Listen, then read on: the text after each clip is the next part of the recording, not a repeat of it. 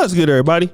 It's your boy, O'Shea Duke Jackson, back at it again with another episode of the Celebrity Junk. Before I get into Dr. Umar, I want to talk about those who were in the revolution. And when I'm talking about the revolution, I mean that revolution on the African continent.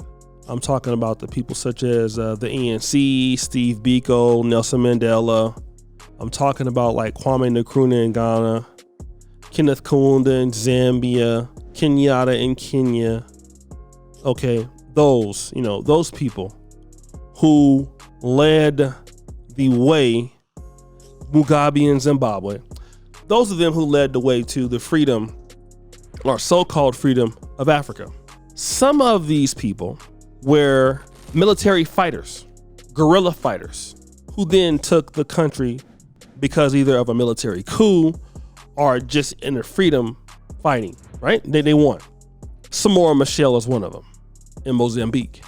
What we saw, those who were able to fight for the freedom of their respective country, and we do know that whites have played a role in the destabilization of everything black in the world.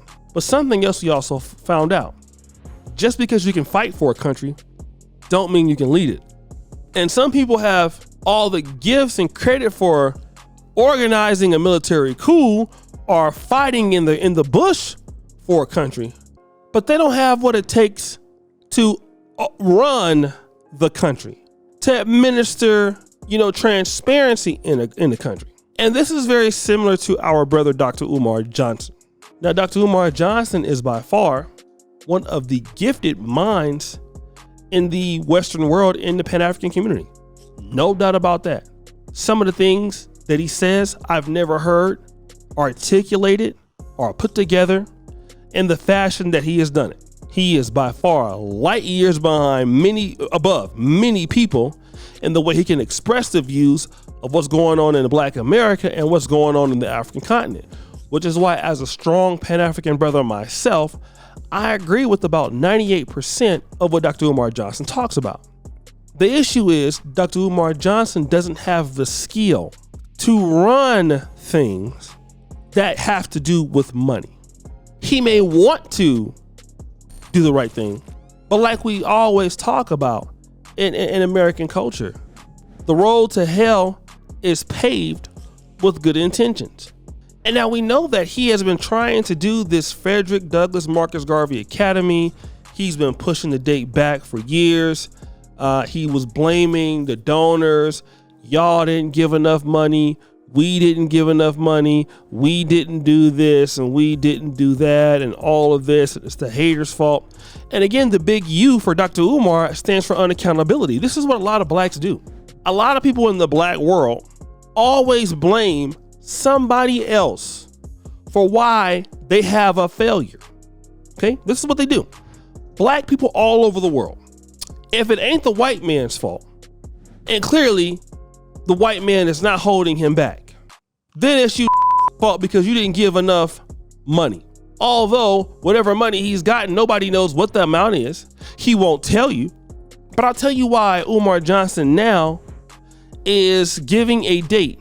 Intellectual insurrection begins September 3rd, 2024. I'm going to tell you why this date is coming up now. This date is coming up because Tariq Nasheed delivered the Hidden History Museum. Okay. Now let me talk about this. And I know people I've criticized both brothers before, and I don't agree with some of the things that Brother Tariq Nasheed says. But I'm not going to deal with that because Tariq Nasheed, like it or not, you can say the museum is too small. You can say the museum isn't what it's supposed to do. Okay. But Brother Tariq Nasheed delivered on what he was saying.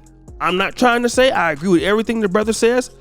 I agree with most things Dr. Umar says. And some things, what Tariq Nasheed says, although I know as an African American where it's coming from. All right. But I'm not here to talk about what each one teaches, who's right and who's wrong, wherever. I'm here to deal with the fact that he put up what he said he was going to put up in the story. He had an opening night. Now, is it easier to open up a museum? Yeah, than a school. Absolutely.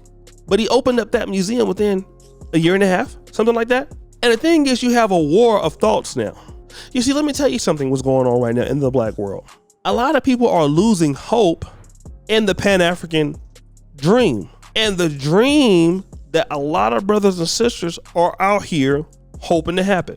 We can even take Dr. Umar out of it, Tariq out of it. We're looking at the Africa Free Trade Agreement. The Africa Free Trade Agreement will create the biggest trading bloc in the world. But you have African countries who are ratifying the Free Trade Agreement while they are literally building up barriers at the border because they're beefing at the border next to somebody else's nearby country, okay? Literally, it is very difficult for Africans to even travel throughout Africa as we speak, okay? And you have a lot of people who are losing hope in the black world. Not everybody, but people.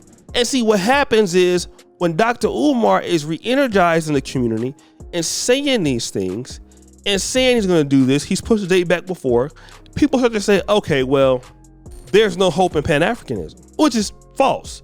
But when Dr. Umar says he's the best scholar in the Pan-African world, and he boasts that he's the prince of Pan-Africanism, and then he don't deliver, then, okay, Prince, if this is the truth, what you're saying must be true.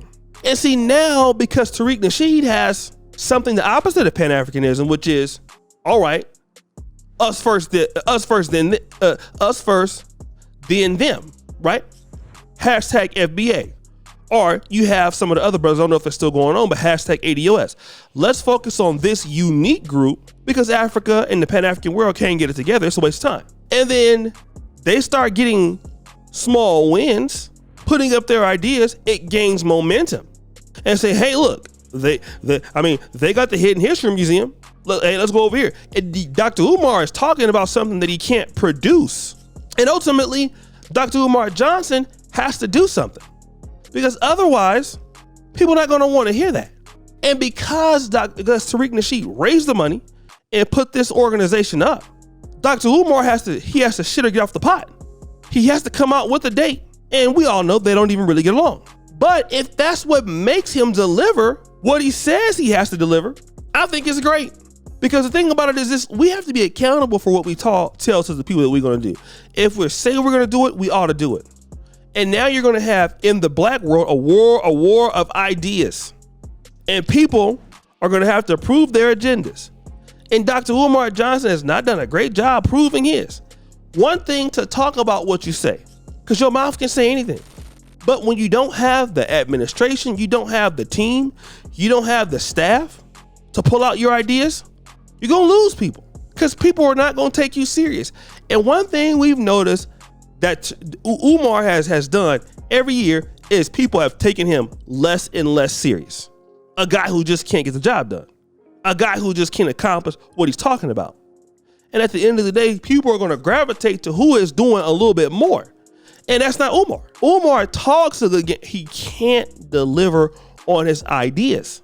And we want to throw our support behind people who can articulate stuff, but this is the real world. What you do is what matters. So guys, what do you think? It's your boy, O'Shea Duke Jackson, back at it again with another episode of The Celebrity Junk. I appreciate you for all that you do. Subscribe, hit the bell. We're out.